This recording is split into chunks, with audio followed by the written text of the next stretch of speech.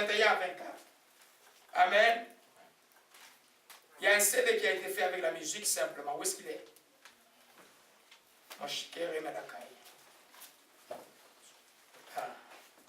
Alléluia. Proverbe 4, verset 21 à 24. Nous parlons maintenant du cœur comme les chaises de l'Esprit de Dieu, de votre cœur. Alléluia.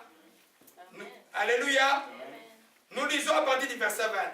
Mon fils, sois attentif à mes paroles, prête l'oreille à mes discours, qui s'éloignent pas de tes yeux, garde-les du fond du cœur, car c'est la vie pour ceux qui les trouvent. C'est la santé pour tout leur corps. Garde ton cœur plus que toute autre chose, car c'est de lui que viennent les sources de vie. Garde ton cœur plus que toute autre chose. Amen. Donc, dans l'homme là, ton cœur est la chose essentielle que tu dois garder, que tu dois préserver. Ton esprit ne doit pas être sali des choses extérieures. Il doit ressembler à l'eau de la mer. Qu'est-ce qui se passe dans la mer quand vous jetez les bouteilles de coca, vous les retrouvez le lendemain à l'extérieur. Vous savez que la mer rejette toujours le cumin à l'extérieur. Le cœur de l'homme doit toujours rejeter le cume de l'amertume, du manque de pardon, de méchanceté dehors. Sinon, la foi ne sera pas là. Voilà pourquoi le texte de Proverbe dit garde-le plus que toute autre chose. Tu ne peux pas empêcher quelqu'un de te blesser. Il y a toujours des gens qui chercheront à te blesser. Volontairement ou involontairement. Mais toi, tu dois faire que ton cœur puisse être gardé. Parce que si tu ne gardes pas ton cœur, rassure-toi, on va voir la connexion tout à l'heure, la foi ne sera pas là. Le cœur et l'esprit est extrêmement important. Voyez, le verset 23 dit, garde ton cœur plus que tout autre, car c'est de lui que vient la source de vie. Alléluia. Il y a un texte dans Jean 7, verset 37 qui parle de ceux qui croyons, qui dit simplement que de l'air saint couleront l'eau vive, faisant référence au Saint-Esprit.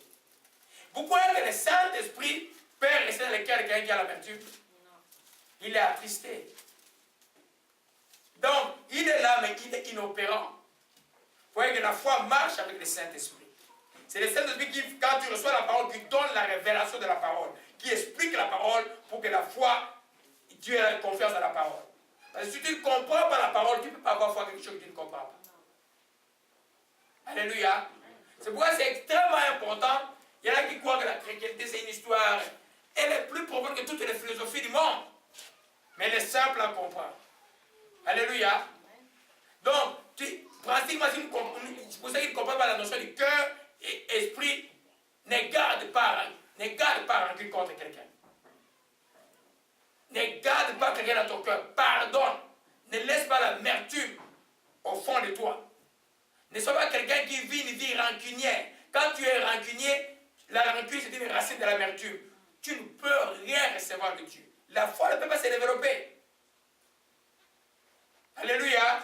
C'est pourquoi le texte de Proverbe dit garde ton cœur plus que toute autre chose, car c'est lui qui vient de source de vie. Vous allez voir au verset 20, il dit mon fils, sois attentif à mes paroles. Pourquoi sois attentif à mes paroles? Prête l'oreille à mes discours. Le premier verset parle de la parole. Parce que la parole, quand tu l'écoutes, elle doit descendre dans le cœur. Et regardez la suite. Qui se loin par les tes yeux, garde-les où? Au fond du cœur. On garde la parole où? Au fond du cœur. Voilà pourquoi Jésus a dit, c'est dans l'abondance du cœur que la bouche parle. Alléluia. Quand ton cœur est rempli de mauvaises choses, ta bouche va y sortir. Tu ne peux pas te cacher. À un moment, ça va sortir. Alléluia. C'est pourquoi c'est très important. Le texte est très profond. Qu'il se lève vers les yeux, en d'autres termes, prends ma parole, médite-la, qu'elle descende au fond de toi. Quand elle descendra au fond de toi, elle va trouver quelqu'un qui est là, qui est le Saint-Esprit, qui va faire la réalité, qui va éclore ça à ton esprit, tu vas comprendre la parole. C'est Dieu a dit que pour nous qui sommes maintenant là, que la loi est inscrite dans nos cœurs. Comment? C'est le Saint-Esprit qui révèle cela. Alléluia. Quand tu as compris que Dieu a reçu la révélation, c'est alors que tu peux recevoir la vie. En d'autres termes, la parole commence à te rendre la vie parce que tu fais confiance à la parole. Alléluia. On va voir le rôle de la bouche maintenant. Là. Je vais un peu emphaser encore sur le cœur quelques minutes. Alléluia. C'est pourquoi, si tu gardes rancune, tu ne peux pas avoir la foi. Tu peux prier, gêner, tu ne peux pas avoir la foi. Elle ne peut pas germer. Parce que toi, au lieu de méditer la parole de Dieu, tu vas méditer quoi? Comment te venger? Comment voir les films et tout le mal qu'on t'a fait, ça revient, tout ça revient, ça revient. C'est pourquoi la bouche est importante pour répudier cela. Alléluia. Amen. Amen. Donc, l'esprit de l'homme, le cœur spirituel, doit se nourrir de la parole. Pour que ton cœur soit en bonne santé. Le cœur en bonne santé, c'est un cœur qui a la foi. Un cœur qui n'a pas la foi n'est pas en bonne santé. Quand le cœur n'a pas la foi, qu'est-ce qu'il a? Il a la peur. Amen. La Bible dit, la peur c'est la carie des os. La crainte c'est la carie des os. C'est que je crains, hein, c'est ce qui m'arrive. Donc, c'est un élément extrêmement important. C'est pourquoi on dit, pardonner, déjà trouve comme c'est une blague. C'est vrai que quand tu vas prier, tu ne vas pas écouter, mais déjà toi, tu ne peux pas avoir la foi. Tu ne peux pas avoir la foi. Elle ne peut pas germer. Alors quand maintenant on développe une foi sur une base d'une vie non sanctifiée, ça s'appelle la prétention. Tu vas te casser la tête quelque part, tu vas te fatiguer. C'est dangereux parce que tu te dis, à un moment tu sens, j'ai la foi, les choses n'arrivent pas. Mais parce que dans ton cœur, il y a une barre. Ça ne peut pas germer. Parce que la parole qui apporte des miracles, c'est une parole de conviction. Ça vient ici, là. Ça vient de ton cœur et tu le confesses. Et tu le déclares. Alléluia. Amen. Amen. C'est la vie pour ceux qui les trouvent. Alléluia. Je disais donc que l'esprit de l'homme doit se nourrir de la parole de Dieu. Alléluia. Amen. Amen. On va un peu, allons un peu dans 1 Pierre 2, chapitre 2. Amen. C'est pourquoi quand Dieu insiste de pardonner, il faut pardonner. Pardonner, parce qu'il faut libérer le cœur. Amen. L'ennemi est rusé. Quand on parle de la ruse de l'ennemi, les gens croient que c'est quelque chose de superficiel. L'ennemi connaît tout ça. L'ennemi connaît tous les principes de Dieu. L'ennemi connaît comment l'enfant de Dieu doit être béni. L'ennemi sait que si l'enfant de Dieu a la foi, il peut gagner tout le combat. Il fera tout pour t'empêcher que la foi ne germe pas. Il va commencer par déranger ton cœur, meubler ton cœur, pourrir ton cœur. S'il n'arrive pas à pourrir ton cœur, il va commencer maintenant à t'opposer. C'est là où tu as besoin de lutter avec la parole de Dieu. Alléluia. À lui résister avec une foi ferme. Mais si ton cœur est déjà pourri, tu ne peux pas résister à l'ennemi. Alléluia. 1 Pierre 2, chapitre 2. Gloire à Jésus-Christ.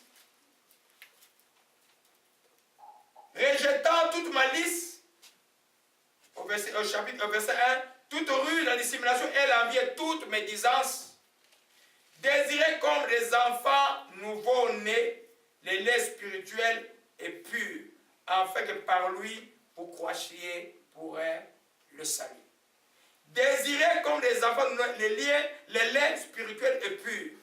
Les laits spirituels et purs, afin que vous croissiez pour le salut. Alléluia. La connexion avec le cœur est que le verset 1 dit, rejetez la malice, la ruse, tout ce qui n'est pas de Dieu, afin que la parole trouve la place dans les cœurs. Si tu ne rejettes pas ces choses-là, la parole ne trouvera pas la place. Et dans ce temps où nous sommes, c'est une tragédie pour beaucoup de chrétiens. Parce que Dieu va confondre beaucoup de gens qui se prétendent être chrétiens. Ils feront tout le monde saura qu'ils ne sont pas chrétiens. Alléluia. Vous pouvez suivre sur YouTube, il n'y a plus tout ça des prédicateurs. Amen. Vous allez voir que la foi n'existe pas. C'est pas on va chercher des histoires, on va s'attacher à des histoires, et puis s'attacher à des histoires, et c'est devenu comme des charmes. Charme, ça veut dire qu'on prend une chose, et comme ça là, on croit qu'il y a un pouvoir dessus. Il y a des prédicateurs qui commencent à faire, ils prennent quelque chose, même peut-être une croix de Jésus, puis avec, tu crois qu'il y a quelque chose dedans. Mais la foi, tu la mets en Jésus, tu ne la mets pas de la petite croix. Alléluia.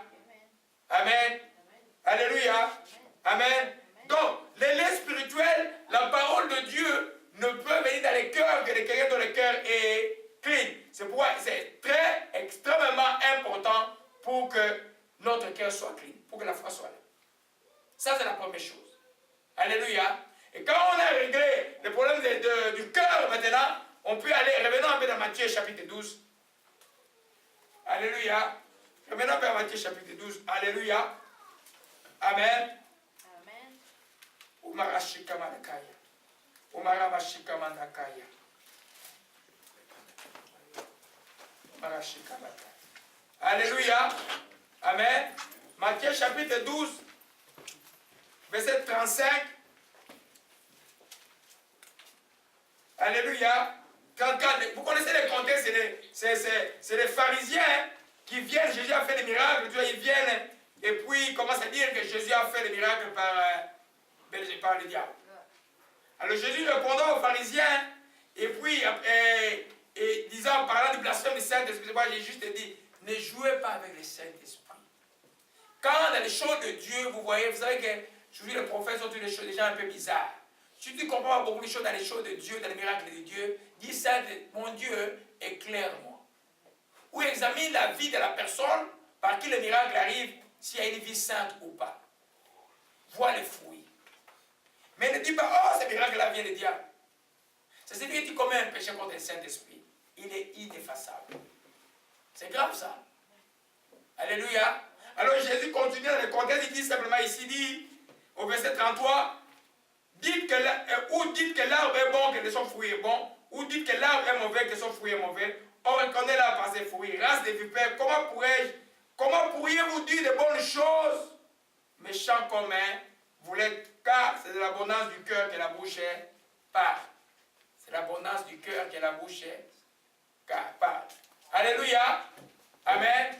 Donc, en d'autres termes, et ton cœur, ce que tu remplis ton cœur, veut pas, un jour va s'exprimer dans la bouche. Amen. Ce que tu écoutes souvent va rentrer dans ton cœur et va s'exprimer un jour dans la bouche. Si tu es rempli d'amertume, tu fais des gentils là. Donc toi, tu es gentil. Mais dans ton cœur, il y a un problème. À un moment, vous avez suivi l'enseignement sur l'épreuve, non? On va plus revenir sur ça. Vous allez voir qu'un jour, ça va sortir. Donc il y a tout intérêt comme enfant pour que la foi s'opère dans ta vie, pour que ton cœur soit clean. Jésus a dit, c'est l'abondance du cœur que la bouche parle.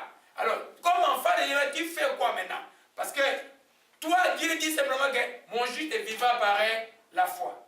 C'est-à-dire que tout ce que tu opéreras doit se faire dans la foi. S'il n'y a pas de foi, rien ne s'opère. Alléluia. Amen. Amen. Alléluia. Rien ne s'opérera. Amen. Alors si toi tu ne comprends pas que mon cœur est important, toi pour pardonner des fois 3 jours, tu vas rater beaucoup de choses. Dieu n'est pas intéressé au malheur des enfants de Dieu. Malheureusement pour nous, Dieu ne peut pas aussi changer sa loi. Il a dit pour nous aujourd'hui, mon juste vivra par la foi. Nous ne marcherons pas selon la vue. Nous marcherons selon la foi. En d'autres termes, je vais vivre des choses que je crois. Et je vais